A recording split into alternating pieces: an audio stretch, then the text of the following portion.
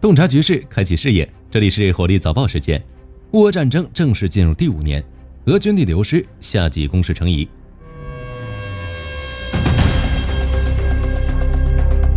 首先来看英国方面的重磅动作，其国防部正式宣布将进一步扩大对乌克兰的军事及财政综合援助机制。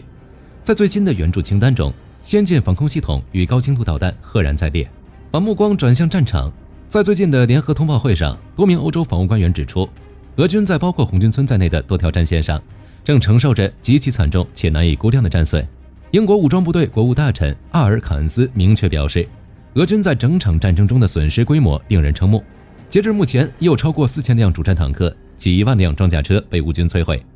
而俄罗斯的海空军力量也正面临史无前例的严重消耗。防务专家分析认为，俄军付出了数以万计的生命代价，仅仅在局部地区取得了微弱的战术进展。乌克兰武装部队的顽强抵抗已经有效遏制了俄方的战略企图。面对如此悬殊的战损比，美欧情报界普遍判断，俄军发动新一轮大规模攻势的潜力已被严重透支。数据是最直观的证明。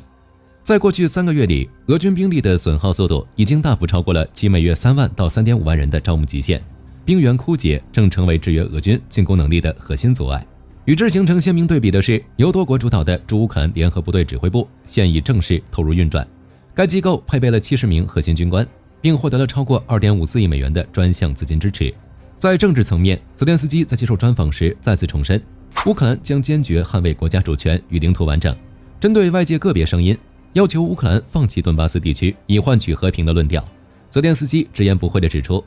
这种企图通过妥协来换取和平的期望是极其短视且危险的。历史和现实一再证明，俄罗斯的承诺毫无信誉与底线可言。所谓撤出顿巴斯就能结束战争的幻想，完全是对侵略者贪婪本性的误判。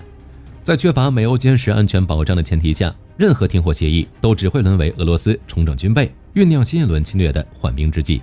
与此同时，随着乌俄战争步入第5个年头，欧盟的制裁之网也在持续收紧。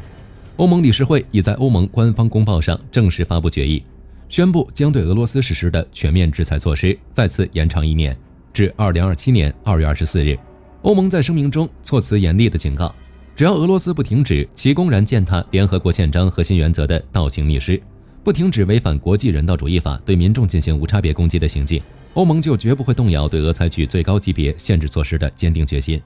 值得注意的是，此次制裁延长法令正是2026年2月24日乌俄战争爆发4周年之际正式生效。今天的早报到这里就结束了，后续如何发展，火力军将持续关注。感谢收看，我们下期再见。好的，各位观众朋友们，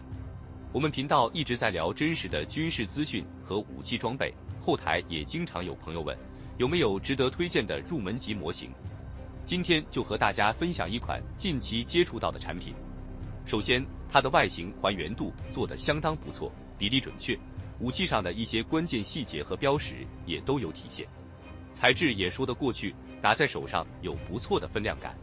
其次，它具备一定的可动性，对于理解基础操作原理有一定帮助，让它不仅是个静态摆件。综合它的做工和可玩性来看，价格确实比较亲民。对于想入门模型收藏，或者单纯想在桌上贴一个摆件的朋友来说，是一个性价比很高的选择。商品链接已经给你们上了，感兴趣的朋友可以自行了解。